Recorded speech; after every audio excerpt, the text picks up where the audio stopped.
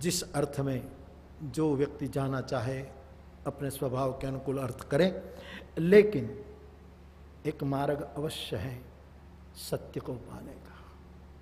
श्री हनुमान जी महाराज इसी स्थिति प्राप्त करके सत्य को प्राप्त करते हैं। अब आप कहेंगे कि हनुमान जी ने कौन सा सत्य प्राप्त किया? राम मिले उसको अवश्य, लेकिन सीता की खोज भी सत्य की खोज है, क्योंकि सीता और राम भिन्न नहीं है। गिरा अर्थ जल बीच सम कहियत भिन्न न भई, बंदऊ सीता वागर्था भी संपृक्त है। ये दोनों सत्य ही है। सीता की खोज हनुमान जी ने की है ब्रह्मचर्येण नित्यम अंतः शरीरे ज्योतिर्मयो शुभ्रो यम पश्यन्ति यतयः क्षीण दोषाः। तो मेरे भाई बहन, मानस अमृत भाग 2, उसमें रामचरितमानस के पात्रों में जो अमृत की उपलब्धियां बताई हैं गोस्वामी जी ने, वो उपनिषद के सूत्रों के अनुसार मेरी व्यासपीठ को लगती है। राम सत्य की बात करते हैं, पार्वती मनु शत्रुपा, वहां तपस्या की चर्चा है।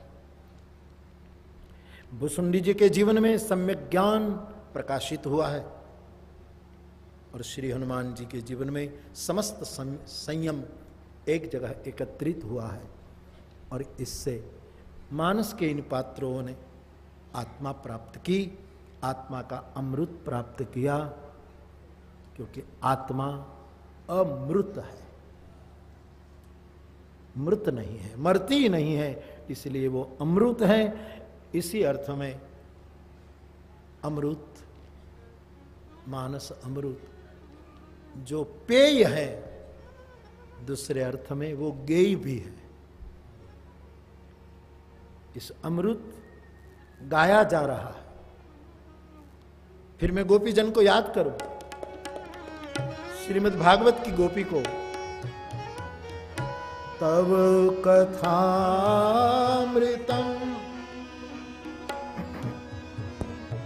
तप्त जीवनम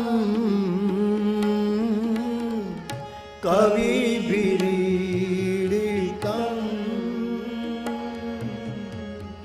कल्मषापहं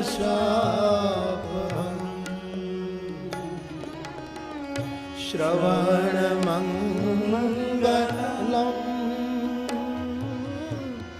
श्रीमदाततं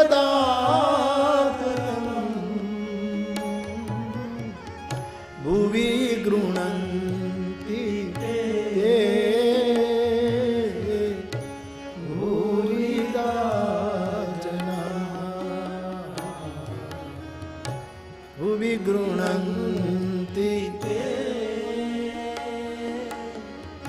भूरिदा जनाः जयति तेऽधिकम् जन्मना व्रज श्रयत इंदिरा शाश्वतत्रयी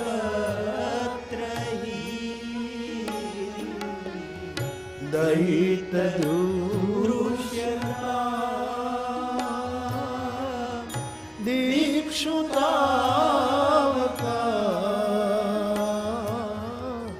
सईदृता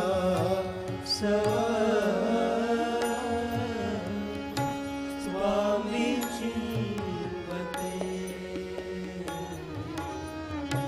तो एक गेय भी है, अमृत पेय भी है, कानों से किसी पात्र विशेष से, और गेय भी है कि इस अमृत का गान किया जाता है। इतना ही क्यों, ये अमृत कल्याणकारी है, श्रेय कारक है, श्रेय भी है, और मृत्यु से हमको अमृत की ओर ले चल, तो ये अमृत ध्येय भी है, व्यक्ति का लक्ष्य भी है।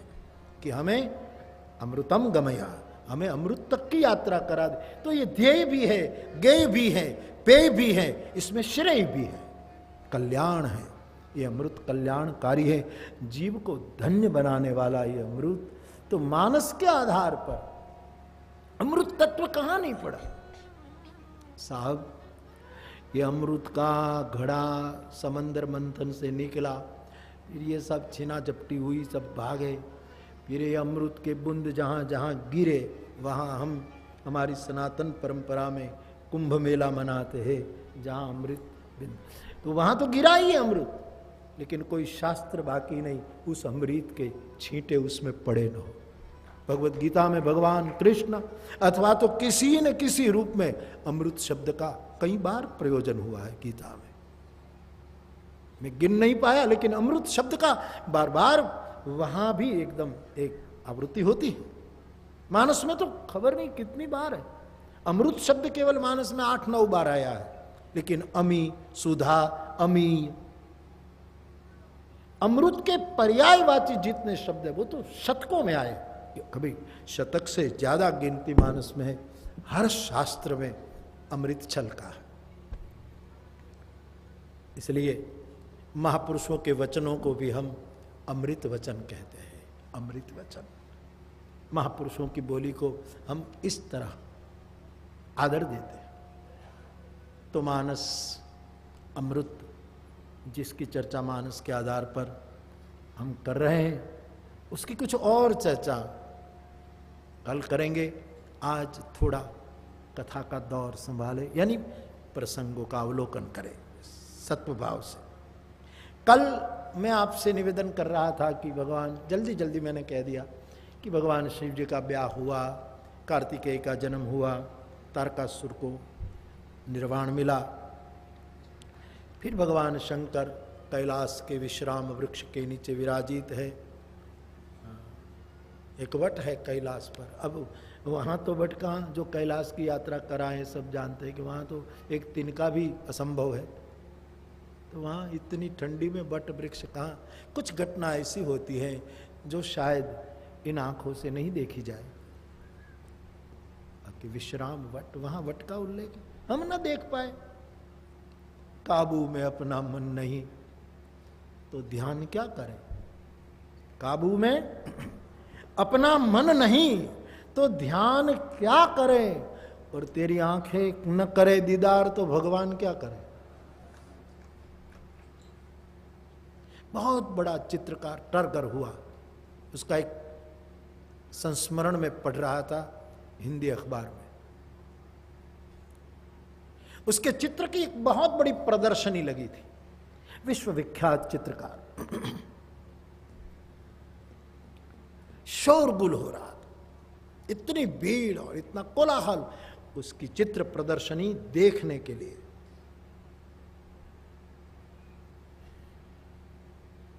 एक महिला आती है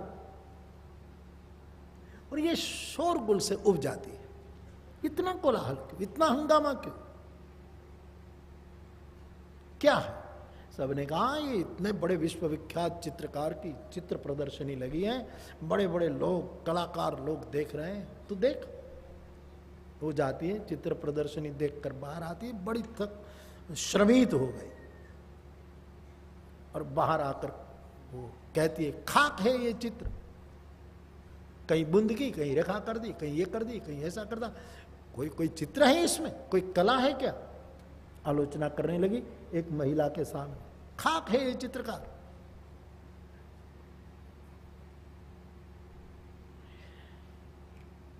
वो चर्चा हो रही थी, उसी समय वो स्वयं चित्रकार वहां खड़ा था। उसने सुनी कि मेरी चित्रावली की आलोचना हो रही।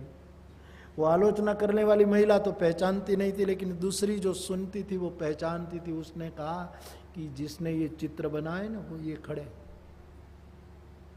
अब उसको एक क्षण के लिए जरा वो लगा उस बहन को कि मैंने आलोचना की और ये तो खुद यहाँ खड़ा। किसी की आलोचना करो और वही आदमी मिल जाए सामने सुनता, तब पछी जो गोटा वड़वा पड़े, फिर जो अपना बचाव के लिए जो करना पड़ता है, बड़ी तपस्या है। बड़ी मुश्किल घटना।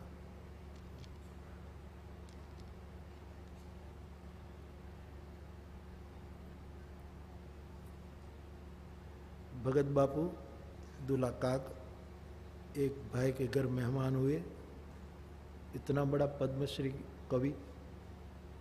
तो उस समय रेडियो का जमाना, तो रेडियो चालू, तो उसका पति जो बहन थी, उसका पति तो कवि की खातिर में स्वागत में लगा था।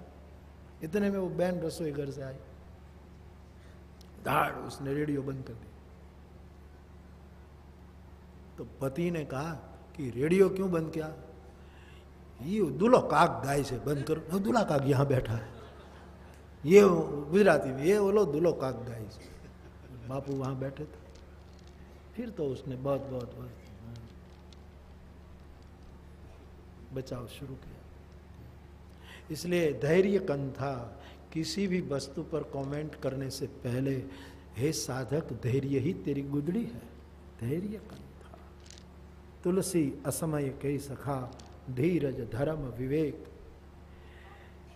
साहित्य साहस सत्य व्रत राम भरोसो एक। साथ साथ वस्तु हमारे असमय में मित्र बनकर हमारा संग करता है, साथ निभाता है।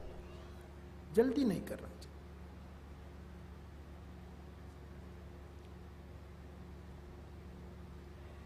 तो बाप चित्रकार खड़ा था, तब वो बहन ने कहा कि नहीं, आपके सब चित्र तो मेरी समझ में नहीं आए, लेकिन मॉडर्न आर्ट जो आपका रहा, लेकिन ये सूर्योदय वाला जो चित्र है वो भी कोई सूर्योदय है। ऐसा सूर्योदय तो हम देहात में रहते कभी नहीं देखा। अब इसी सूर्योदय के चित्र पर उसको बहुत बड़ा प्राइज मिला था, और ये महिला कहती है कि सूर्योदय में कुछ नहीं है। तब वो चित्रकार मुस्कुराता हुआ इतना ही कहकर चल देता है कि ये सूर्योदय तुमने जो देखा ने, प्रकृति का सूर्योदय देखा, मेरे चित्र का सूर्योदय समझने के लिए तुझे मेरी आंखें चाहिए। इन आंखों से दिव्यम ददामि ते चक्षु। इन तो कैलाश पर विश्राम का वेद प्रसिद्ध वटवृक्ष है, उसके लिए भी शायद शंकर दत्त आंख चाहिए, तो भी, बाकी तो वहां बर्फ के सिवा कुछ नहीं। शिव विश्राम बिटप श्रुति गाया। गोस्वामी जी कहते हैं भगवान शंकर जहाँ विश्राम करते हैं, वो विश्राम वट वृक्ष के नीचे महादेव अपने हाथ से आसन बिछाकर बैठे हैं। पार्वती ने योग्य अवसर देखा, शिव के पास जाती है। गोस्वामी जी चौपाइयों में मधुर वर्णन करते हैं। पार्वती बल अवसर जानी, गई शंभु पई मातु भवानी, जानी प्रिया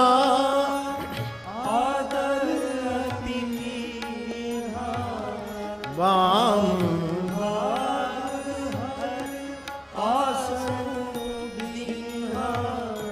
निज कर डासी नागरी पुछाना, बैठे सहज ही शंभु कृपाला, बैठे सहज ही शंभु।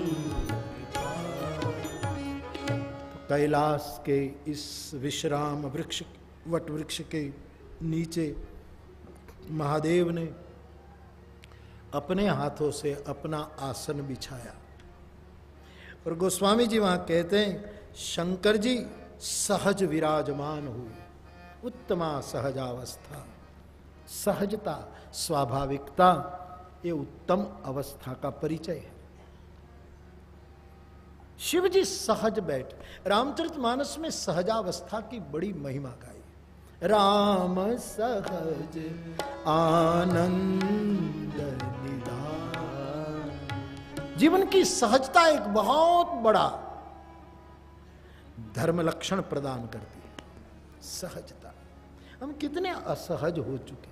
समाज में जाते हैं तो समाज की शिष्टता भंग न हो, ऐसे हमको बैठना पड़ता है। सहज नहीं बैठ पाते, दूसरों का बहुत ध्यान रखना पड़ता। शिव सहज बैठे। कौन आसन में कथा कही शिव ने? सहजासन में बैठे, सहज शिव जी विराजमान, अपने हाथ से आसन विराजित हुए।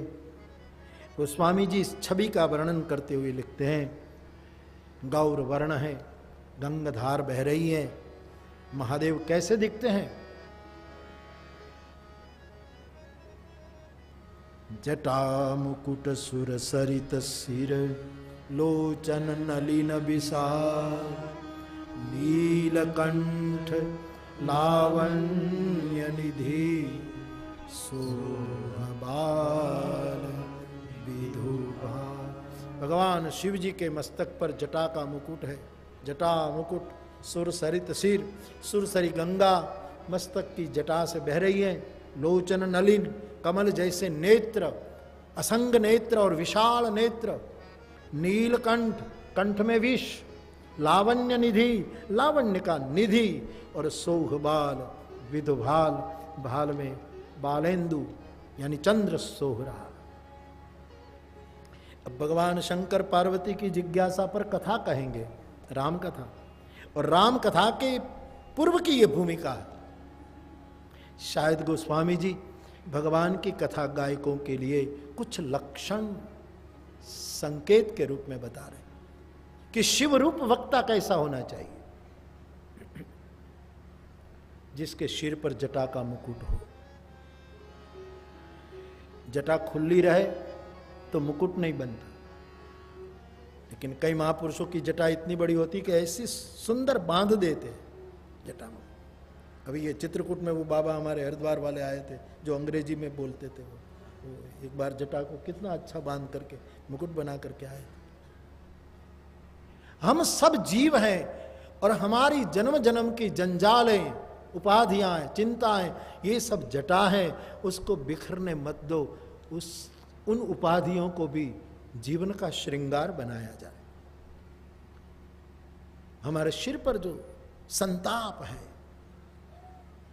उसको भी श्रृंगार बनाया जाए। उपाधियों की जटा एकत्रित करके मुकुट बनाया जाए। वक्ता का मस्तिष्क ऐसा होना चाहिए। शायद मेरी व्यासपीठ को लगता है ये संकेत हो। और हमारे मस्तिष्क के चिंता बहती रहती है। शंकर की जटा से गंगधारा स्फुरन मौलिकल्लोलिनी चारु गंगा, लसद भाल बालेन्दु कंठे भुजंगा चलत कुंडलम भ्रु, सुनेत्रम विशालम प्रसन्नाननम नीलकंठम दयालु। गंगा यानी भक्ति है। राम भक्ति जहां सुरसरिता। वक्ता का मस्तिष्क भगवान की कथा कहनी है, भक्ति प्रधान हो, रस प्रधान हो, भाव प्रधान हो। ये वक्ता का दूसरा लक्षण होना चाहिए। शिव परंपरा में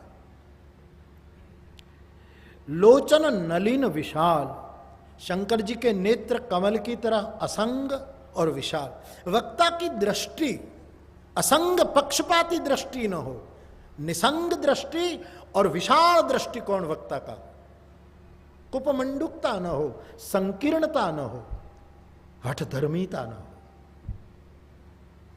विशाल दृष्टिकोण भगवान की कथा के गायक के होने चाहिए। जहां से शुभ मिले, जहां से सत्व मिले, वो लेने के लिए जो तैयार हो। और दृष्टि पक्षपात मुक्त हो, असंग हो। नीलकंठ, शंकर जी ने विष पिया है और कंठ नील वर्ण बना, ये उनकी शोभा बन गई। गोस्वामी जी शायद कहना चाहते हैं कि प्रभु की भगवत चर्चा करने वाले का कंठ नील होना चाहिए। मतलब उसको विष पीना पड़ेगा, जहर पीना पड़ेगा, लोक निंदा सहनी पड़ेगी। लोग कैसे भी निंदा करेंगे, और ये निंदा का विष पेट में जाएगा तो खुद जलेगा, बमन करेगा तो समाज जलेगा, इसलिए उसको आभूषण बनाया महादेव ने नीलकंठ। आलोचना होगी।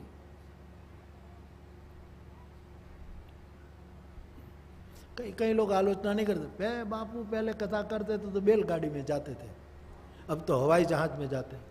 लो बोलो अब क्या उसका जवाब दे? मैं कहता हूं कि न्यूयॉर्क में कथा हो तो मैं बैलगाड़ी में जाऊं। था हमारे उपनिषद में एक मुनि रक्बा, एक को लेके एक बैलगाड़ी में घूमते रहते थे पूरे। लेकिन उस समय की जो देशकाल रहा, रक्वे रामाय ददो, जो हमारे यहाँ जो मुनि की बातें आई, आलोचना का विष पीना होता है।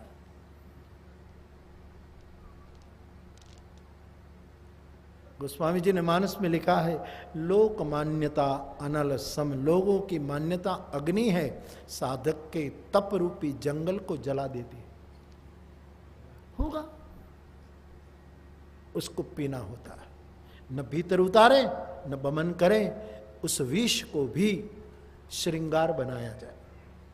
और गले में, अब देखो भाई, आदमी के गले में कफ हो, कफ का प्रकोप हो, तो जब बोलेगा तो ज्यादा कफ निकल जाएगा ना।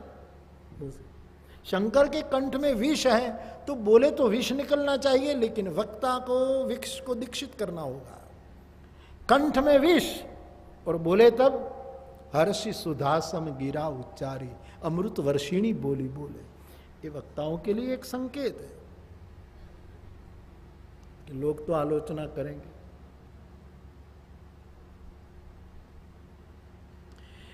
एक बहुत बड़ा धर्मगुरु, उसका आयोजन प्रवचन का जहाँ होता 1-1.5 घंटे वो बोले, लेकिन उसमें करीब 1 लाख श्रोता तो होने ही चाहिए, ऐसी उसकी शर्त होती थी। 1 लाख श्रोता के बिना वो प्रवचन देते ही नहीं। इनकी कुछ प्रवचन के आयोजन की कुछ शर्तें थी, उनमें एक प्रधान शर्त थी कि 1 लाख श्रोता होने चाहिए, तभी मैं बोलूंगा।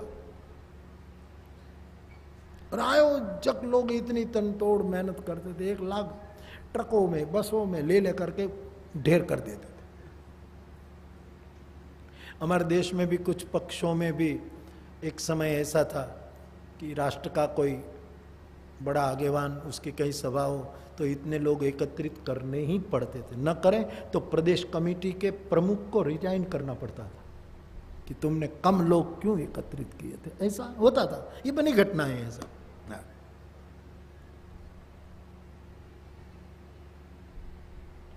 इस धर्म पुरुष का यह आग्रह था, 1 लाख लोग एकत्रित।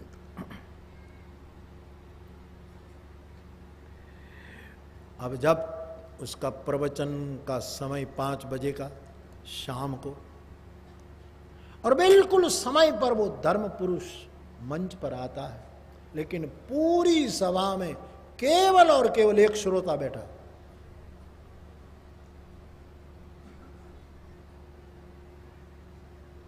आयोजकों को लगा कि हमने तो इतनी बसें दौड़ाई, इतने ट्रक, सबको नाश्ता का इंतजाम किया था, सबको खिलाएंगे, चाय पानी पिलाएंगे, कैसे भी 1 घंटे के लिए लाया जाए, लेकिन क्या हुआ, कोई आया ही नहीं। एक दूसरे पर आरोप करने लगे। आप तो कहते थे कि सभा जम चुकी है, यहां तो कोई नहीं है, और ये महात्मा को अब क्या जवाब दें हम।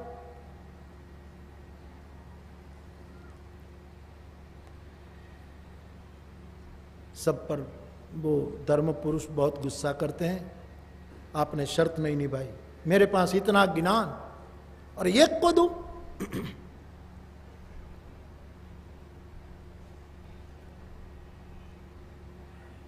1 लाख गाय का घास मेरे पास है, 1 लाख श्रोता को मैं संतुष्ट करूं, इतना ज्ञान है, और यहां तो 1 ही है, मैं नहीं प्रवचन करूंगा। उतरने लगा। वो देहात से आया था बेचारा श्रोता, अब भीड़ भाड़ नहीं थी तो पैर छूना स्वाभाविक। और आयोजक भी चिंता में थे तो कोई रोक नहीं सका उसको। वो आकर जैसे मंच से धर्मगुरु नीचे उतरा, उसने चरण स्पर्श किया। बाबा, मैं दूर देहात से आया हूं आपका नाम सुनकर, आप प्रवचन नहीं करेंगे? बोले मेरी सभा में 1 लाख होने चाहिए तभी मैं बोलता हूं, मेरा सामान 1 लाख लोगों के लिए, तो एक बैठा। बोले बाबा, प्रवचन करना न करना तो आपकी मौज पर निर्धारित है, लेकिन हम तो और क्या समझे, बोलो तो अच्छी बात है, न बोलो तो ठीक। बाकी मैं आया हूं बड़ी जिज्ञासा लेकर, कितने दूर से आया हूं, नाम सुना था, लेकिन 1 लाख लोगों का प्रवचन में तैयार करके आया हूं, और तू एक श्रोता।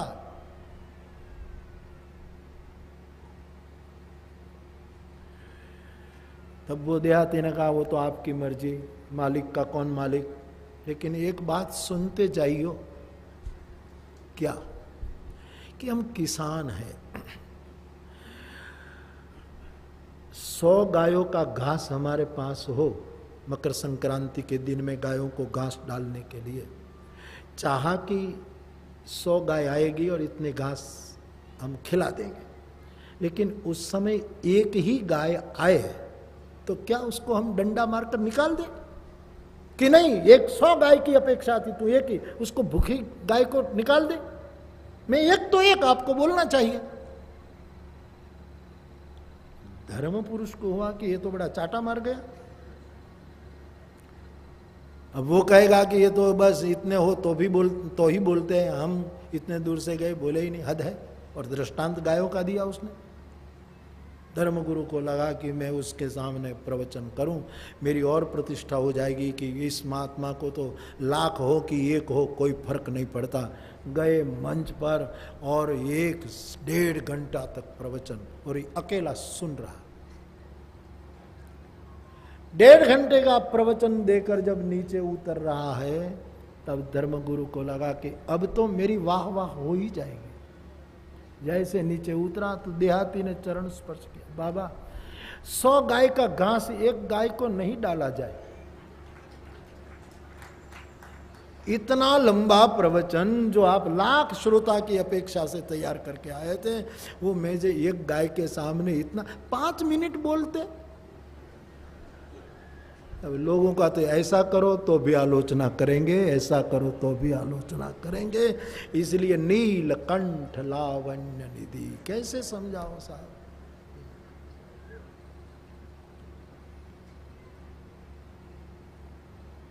इस विष को पीना होना।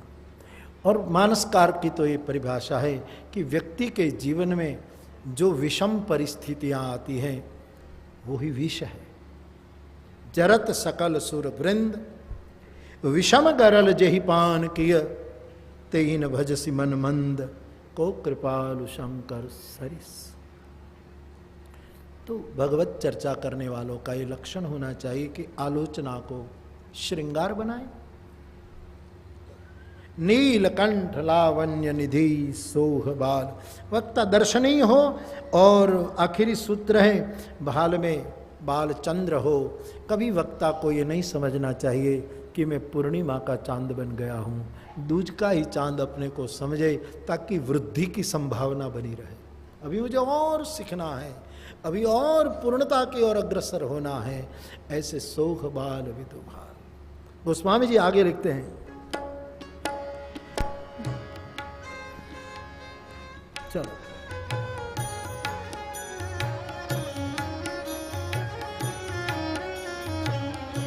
बैठे सोह काम रिपु कैसे, धरे शरीर शांत रस जैसे, धरे शरीर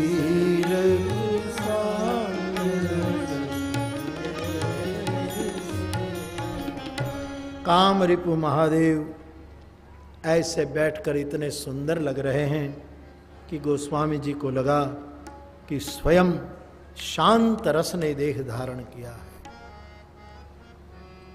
कोई भी वक्ता बोलने से पूर्व शांत ही होता है, और बोलने के बाद भी शांत रस में चला जाता है। कोई भी बोले इससे पहले मौन होता है, बोलने के बाद मौन हो जाता है, क्योंकि दोनों शांत रस में डूबी भूमिका है। तो शिव जी ऐसे शांत रस में बैठे हैं। पार्वती योग्य समय देखकर शिव के पास गई। शिव जी ने अपनी प्रिया को आदर दिया, वाम भाग में आसन प्रदान किया।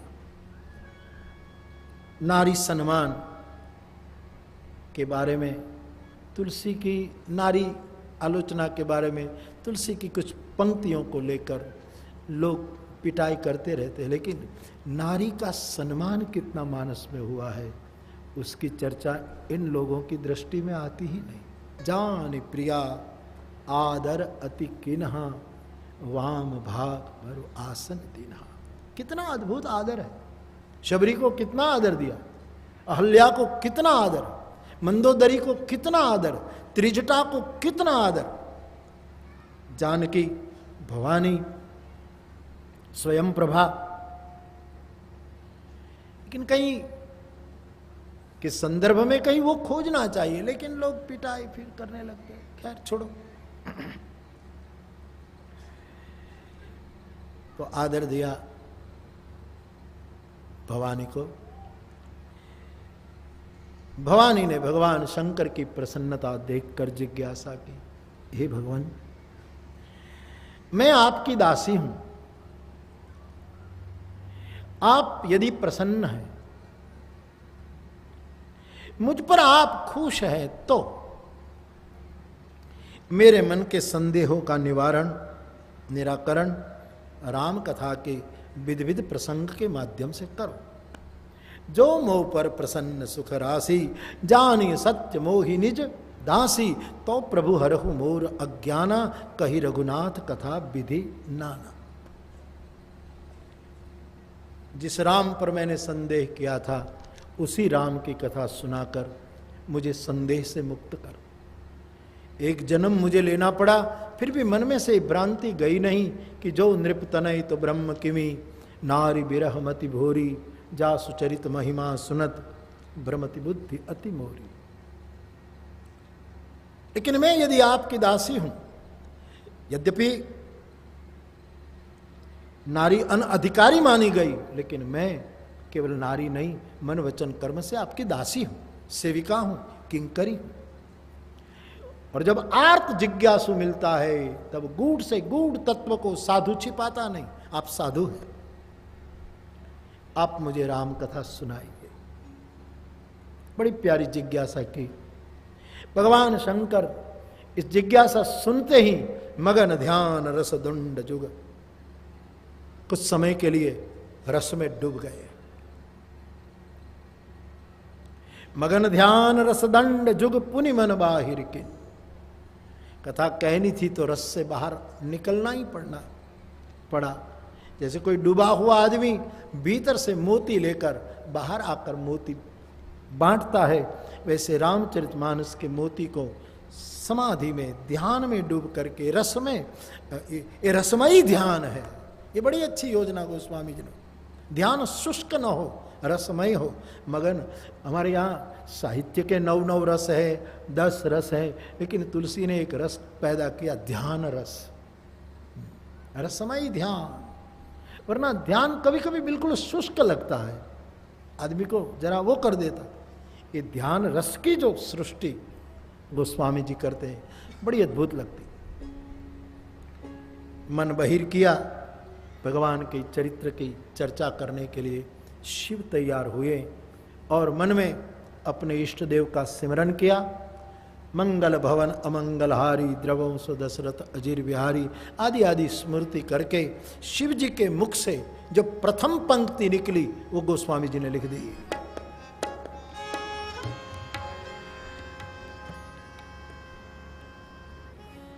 धन्य धन्य गिरिराज कुमार, ये प्रथम पंक्ति उनके मुख से निकली।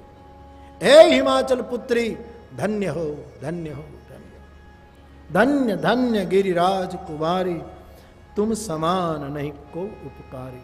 आपके समान कोई उपकारक नहीं। आपने ऐसी राम कथा पूछी जो समस्त लोक को पावन करने वाली गंगा है।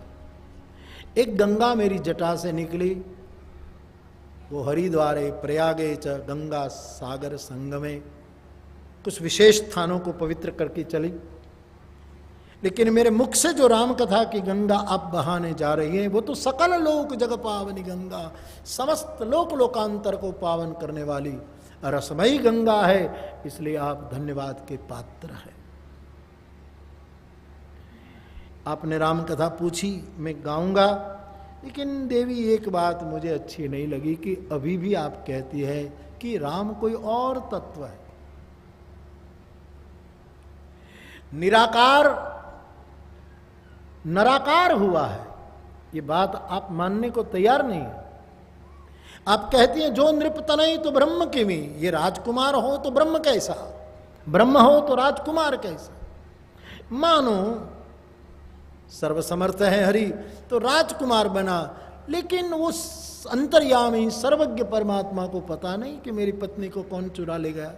इसके पीछे वो रोए, जिसका चरित्र सुनकर देखकर मेरी बुद्धि भ्रमित हो जाए, औरों की क्या स्थिति होगी। ये जो बात आप कर रही है वो ठीक नहीं है। राम कौन है देवी सुनो।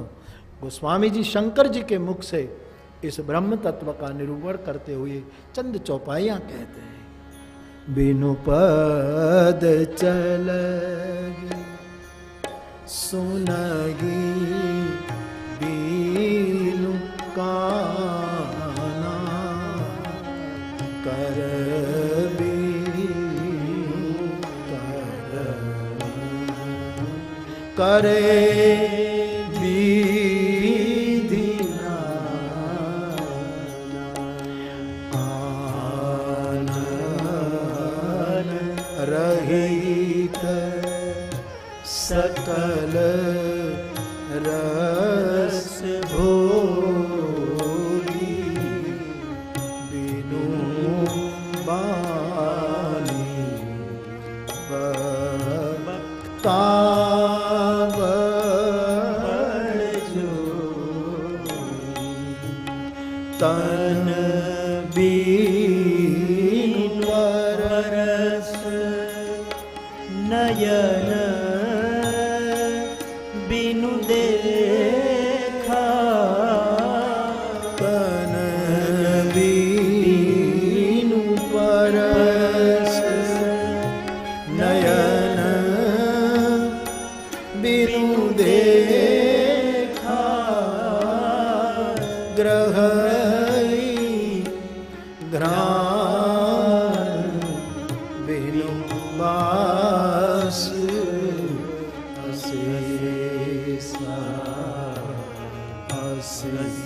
सब भांति अलौकिक करनी असी सब भांति अलौकिक करनी महिमा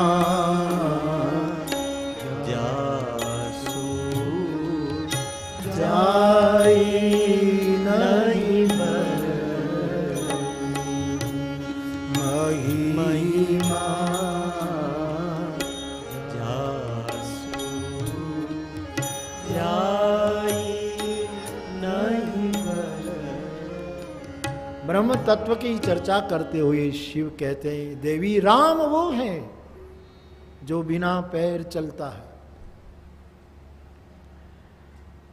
बिना कान श्रवण, उसको इंद्रियों का आधार नहीं लेना पड़ता। पूज्य चरण ने कल कहा था कि रस और सुख में अंतर देखना। इंद्रियाधीन रस होता है तो सुख हो जाता है। यहां ये रसरूप परमात्मा कोई इंद्रियों का आधार नहीं ले रहा, और छताएं बिनुबानी बक्ता बड़ जोगी, हर वस्तु से लबालब भरा हुआ ये तत्व, पैर नहीं फिर भी चलता है। कान नहीं फिर भी सुनता। अपाणी पादव जिसको कहा गया शास्त्रों में, जिसको हाथ पैर नहीं, समस्त कार्यकलाप होता रहता। तन बिनु परस नयन बिनु देखा, बिना शरीर सबको छूता है, नेत्र बिना सबको देखता है,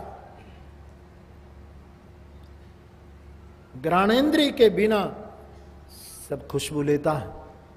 ऐसी जिसकी अलौकिक करनी है, वेद भी जिसकी महिमा का गान नहीं कर पाते, वो तत्व कौशलपति के रूप में आया।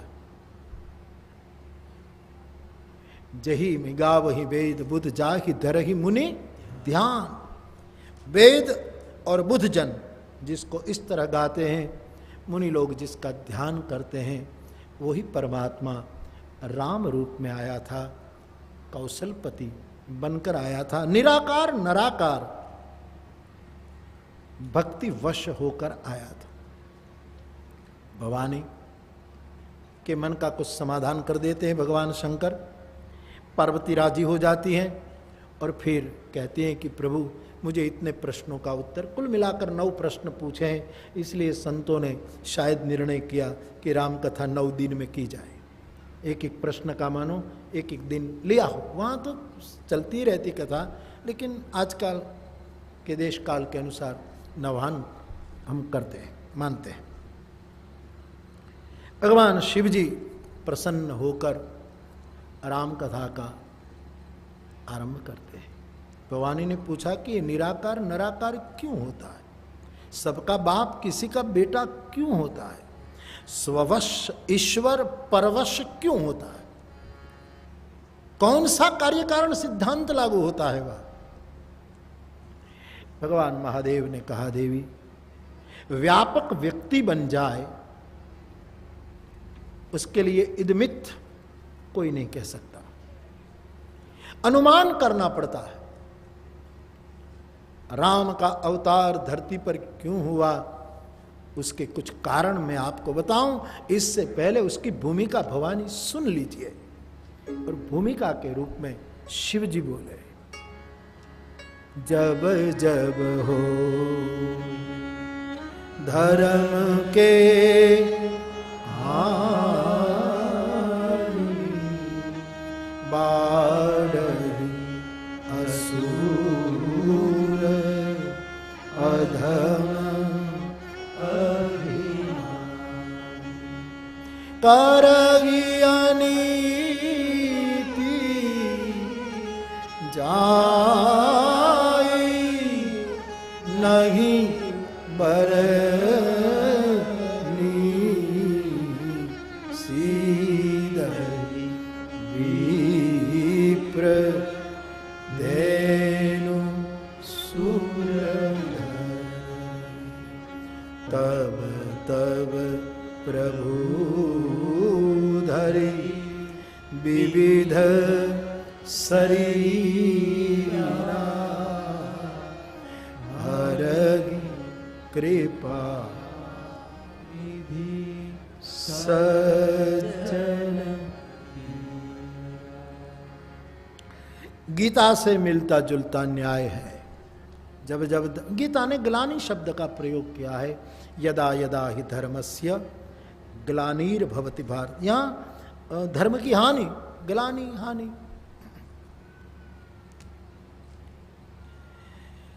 हानि ज्यादातर बाह्य रूप में दिखाई देती है और ग्लानि आंतरिक हुआ करती है, इतना दोनों में फर्क है। और गोस्वामी जी भी ग्लानि शब्द का निषेध नहीं करते, वो ग्लानि शब्द भी धर्म के बारे में यूज करते हैं। अतिशय देखी धर्म के ग्लानि, परम सबीत धरा अकुलानी, वहां ग्लानि शब्द भी लिया है, क्योंकि ये तो सम्मतम यद है ना, सबकी सम्मति वाला शास्त्र है। तो जब जब धर्म की हानि होती हो, धर्म को कुछ नुकसान हो, वैसे धर्म का नाश तो नहीं होता, क्योंकि गीता ने धर्म को भी अमृत कहा है। धर्म भी अमृत है, वो कभी नष्ट नहीं होगा। तो कभी कभी हानि होती है, मकान बंद हो, उसमें अलमारियां हो तो अलमारी का नाश नहीं होता, लेकिन 1 महीने के बाद उसको खोलो तो अलमारी पर रज लग जाती है। बस उस रज को हटा दो, अलमारी फिर उसी रूप में आ जाती है। धर्म का नाश नहीं हो सकता, धर्म पर कुछ रज लग जाती है। अवतार का कार्य है उसको ठीक करें। बाढ़ई असुर अधम अभिमानी, अधम और आसुरी वृत्ति वाले लोग की वृद्धि होने लगे। इतनी अनीति संसार में हो कि शब्दों में बांधना मुश्किल हो। विप्र, साधु, देवता, धरती सबको बहुत मुश्किल होने लगे। तब तब प्रभु धरे, प्रभु सर्व समर्थ है, समर्थ का नाम प्रभु है, इसलिए विध विध शरीर ले सकते हैं, जो भी करना चाहे कर सकते हैं। तब तब प्रभु धरे विविध शरीर अरगि कृपा निधि परित्राणाय साधुनां विनाशाय च दुष्कृतां धर्म संस्थापनार्थाय संभवामि। पूरी जीवनी, पूरा